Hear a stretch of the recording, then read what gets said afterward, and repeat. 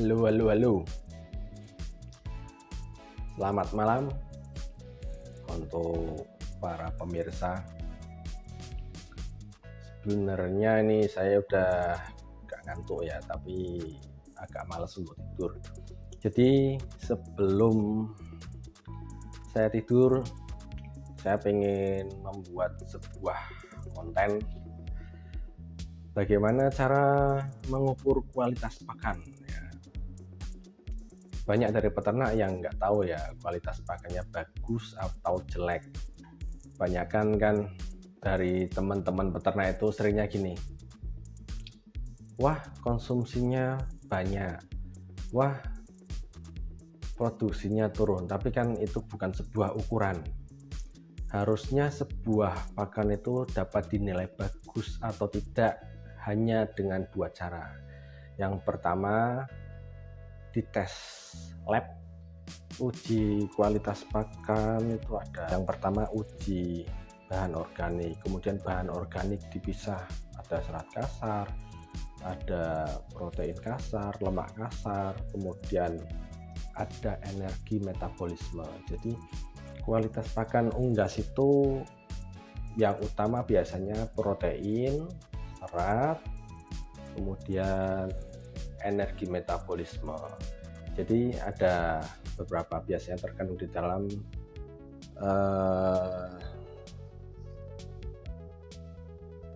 kandungan nutrisi pakan ini ya.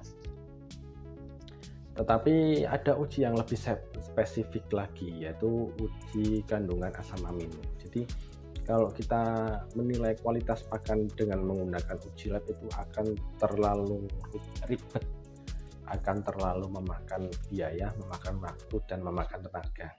Untuk peternak hanya ada satu cara yang sangat simpel untuk menguji kualitas pakan tersebut, apakah pakan tersebut kualitasnya bagus atau tidak, yaitu dengan menggunakan FCR. FCR atau Feed Conversion Ratio adalah rasio jumlah pakan yang digunakan untuk membentuk 1 kilo daging pada ayam broiler ya. Kalau pada ayam petelur, rasio pakan yang digunakan untuk membentuk 1 kilo telur. Kalau pada puyuh ya sama, jumlah pakan yang digunakan untuk membentuk 1 kilo telur puyuh itu jumlahnya berapa.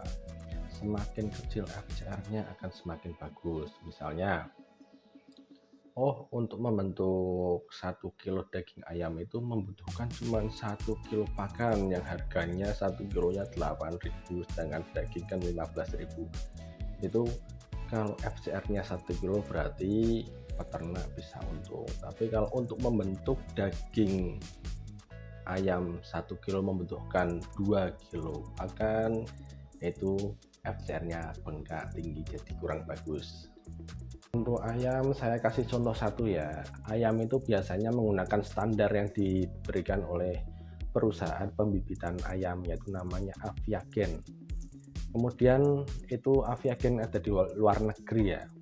Jadi perusahaan pembibitan ayam yang dari indukan F1 sampai indukan mungkin F2 itu di luar negeri. Kalau kita kan mengambilnya dari grandparent stock ya, jadi grandparent stocknya ada di luar.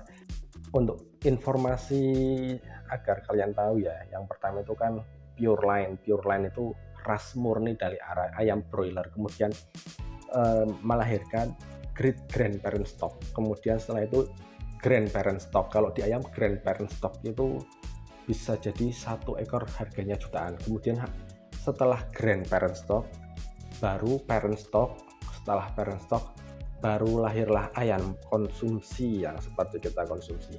Kalau puyuh saya tidak terlalu tahu, cuman yang saya tahu puyuh di Indonesia di perusahaan itu ada PT Peksi ya, Peksi Gunara Harja. Itu dia menciptakan puyuh Peksi hasil perkawinan silang dari puyuh. Yang saya dengar dari salesnya itu ya, yang saya dengar dari salesnya itu adalah hasil persilangan antara puyuh yang ada di Perancis dengan puyuh lokal, menghasilkan malon ya, menghasilkan malon. Kemudian malon itu menghasilkan puyuh Peksi. Itu bisa dikoreksi nanti oleh teman-teman yang tahu. Itu yang saya tahu dari Puyuh Peksi. Kemudian perusahaan Peksi itu dia memiliki standar ya, standar Peksi itu konsumsinya berapa, kemudian FCR-nya berapa, kemudian hende produksinya berapa atau produksi hariannya berapa. Yang saya tahu FCR itu setelah saya WA sama salesnya belum dijawab sih, cuman kita nanti cari di internet ya, FCR untuk Puyuh Peksi itu berapa, biar tidak ada data yang salah ya, agar kalian bisa menambah wawasan masalah pakan. Tolong disimak baik-baik, ini agak serius. Di sini saya mencari data dari PT Peksi langsung ya, agar datanya tidak salah, sehingga data yang saya sajikan itu mendekati benar ya. Peksi dalam kondisi bertelur itu umur 6 minggu sampai akhir itu pakannya menggunakan pakan fine crumble, jadi pakan jadi dari pabrikan itu namanya crumble ya, dengan kandungan protein minimal 20 sampai 21 itu bisa berproduksi dengan baik. Kemudian dengan kandungan pakan sesuai dengan arahan Peksi itu harusnya konsumsinya itu minimal 25 gram, maksimal 27 gram. Tapi pada kenyataannya konsumsi itu bisa mencapai 28 gram. Itu kemungkinan faktor pakan yang tercecer. Kalau Peksi menggunakan data ini kan ini data yang sudah mereka teliti di laboratorium.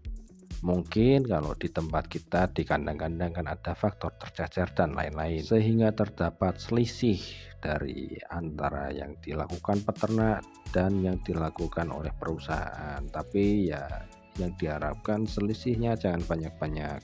Kemudian bobot minimal yang diperoleh kalau dari bibit PT Peksi itu harusnya yang paling ringan, yang paling kecil adalah 180 gram, tetapi bisa lebih, bisa sampai 200 gram bahkan bisa lebih, karena Puyuh Peksi itu memang besar ya.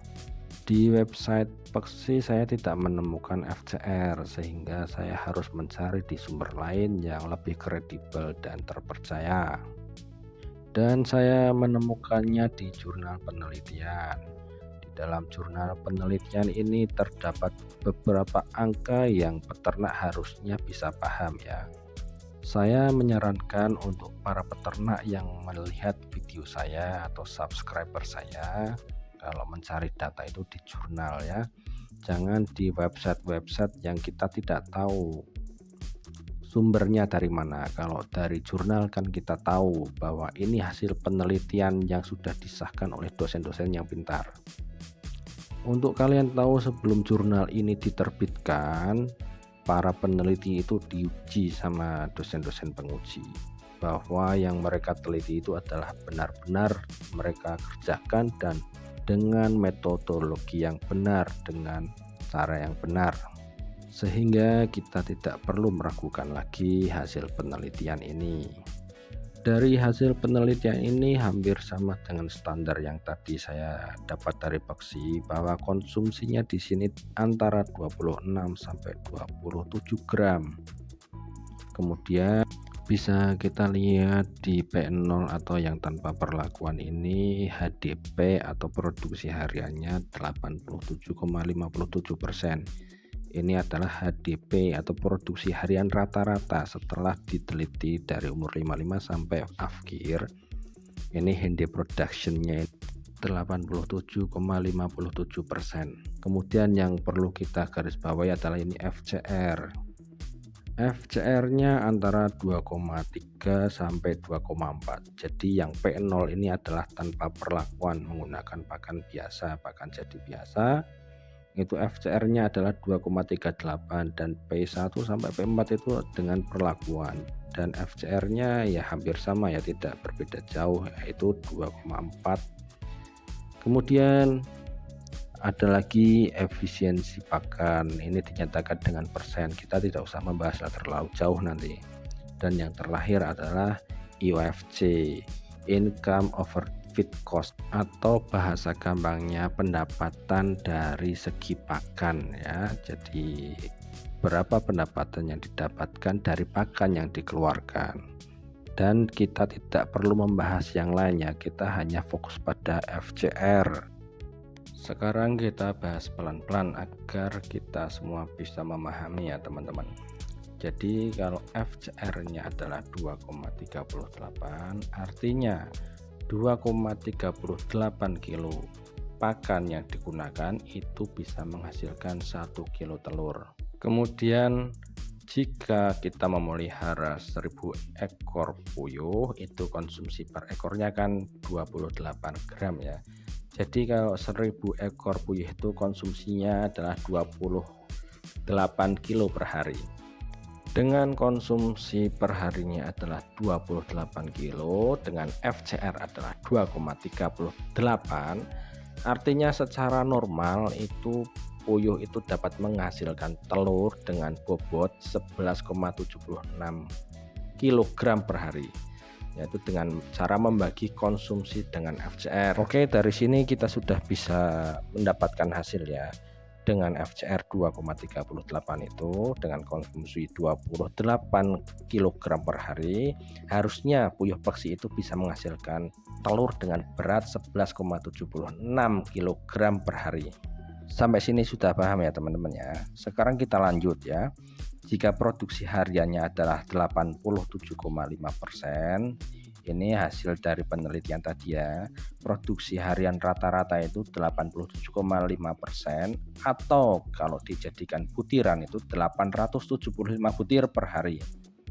Maka dengan bobot telur tadi 11,76 kilo, kalau dijadikan gram kan 11.760 gram dibagi 875, hasilnya adalah 13,4 gram per butir.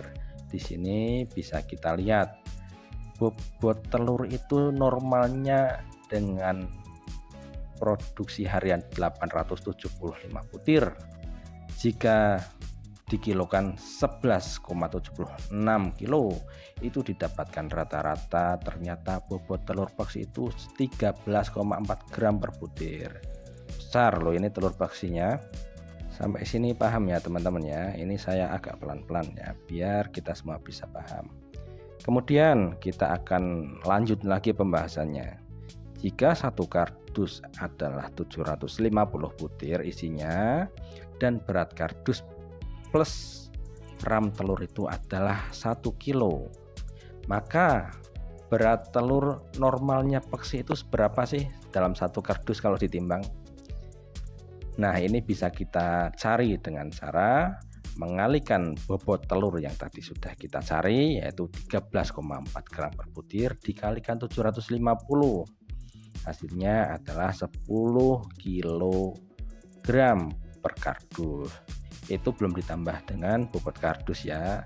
Jika kita tambahkan dengan bobot kardus 1 kilo, sebenarnya puyuh peksi itu bisa menghasilkan berat 11 kilo per kardus ya kalau ditimbang dengan kardusnya. Coba lihat puyuhnya teman-teman, bisa enggak yang peksi itu menghasilkan berat per kardus itu 11 kilo. Kalau bisa berarti secara pemeliharaan sudah bagus, kualitas pakan sudah bagus, dan FCR tercapai. Bagaimana jika tidak tercapai ya? Jika kayak kalian memelihara puyuh peksi, kemudian kalian lihat konsumsi hariannya berapa. Kalau konsumsi hariannya nanti sudah ketemu berapa kilo, kemudian dibagi dengan telur yang kalian dapatkan dalam satu hari, ditimbang, itu dibagi, nanti hasilnya FCR-nya berapa, lebih tinggi dari 2,38 atau lebih rendah ya. Kalau lebih tinggi dari standar peksi ini berarti FCR-nya bengkak, kalian ada yang salah dalam pemeliharaan, ada salah mungkin dari pakan atau mungkin dari manajemen pemeliharaan atau dari lain-lain ya. Nanti kalian bisa analisa sendiri. Kemudian bagaimana Bang kalau puyuh saya adalah puyuh blaster atau puyuh lokal? Ya, Dilihat saja, ini kan sebagai patokan ya, patokan ternyata box itu puyuhnya FCR-nya sekian. Kalau puyuh kalian blaster atau puyuhnya lokal ya dicoba saja dihitung konsumsinya berapa, kemudian bobot telurnya berapa. Sama seperti tadi ya caranya ya. Kalau ini adalah cara yang digunakan untuk menghitung efisiensi dari pakan tersebut, pakannya bagus atau tidak. Harusnya kalau misalnya pakannya bagus, produksinya harusnya bagus kalau pemeliharaannya sesuai dengan standar yang ada ya. Tapi semua kan faktor bisa terpengaruh di sini. Jadi tidak hanya pakan, dari memeliharanya juga, dari cuaca, dari yang lain-lain bisa mempengaruhi. Coba dipelajari pelan-pelan bagi yang belum paham ya, diulang-ulang lagi nggak apa-apa. Nah, ini sebagai patokan ya teman-teman ya. Dan sebagai koreksi kita bersama bahwa sebenarnya kualitas pakan adalah hak masing-masing produsen pakan karena mereka membuat pakan sesuai dengan apa yang tertera di dalam label pakan tersebut. Kemudian keputusan dalam pembelian pakan adalah murni tanggung jawab kita masing-masing. Jadi kalau ada kualitas pakan yang menurun atau ada apa masalah dalam pakan, kita jangan sampai menyalahkan orang lain karena pembelian pakan adalah murni tanggung jawab kita. Belum tentu pakan murah itu bagus, belum tentu pakan mahal itu jelek. Yang pastinya semua tertera di dalam label pakan dan kalian harus tahu ya arti dari label pakan tersebut. Mungkin pembahasan kali ini cukup sekian dari saya, semoga dapat dimengerti dan bermanfaat untuk kita semua. Salam hangat dari Jalan Ternak. Assalamualaikum.